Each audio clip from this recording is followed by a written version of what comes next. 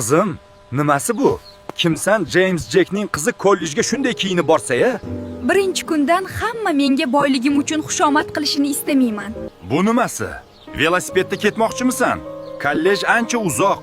Qo'riqchilar o'zlari eltib qo'yadi, nima qilasan o'zingni qiynab? Yo'q, dadajon. Boshqalardan ajralib turishni xohlamayman.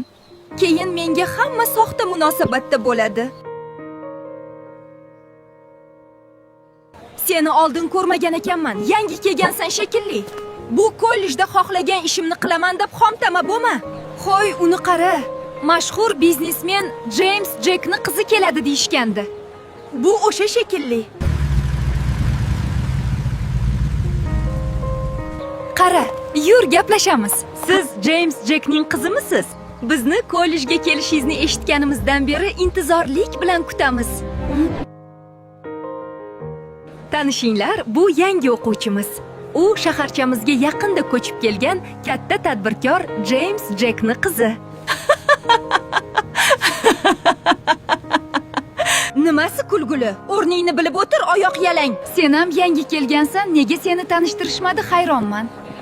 Darsda rosa asabimni buzding. O'zingni kim deb o'ylayapsan, oyimcha? Usti boshingni qara, odamni ko'ngli ozay deydi.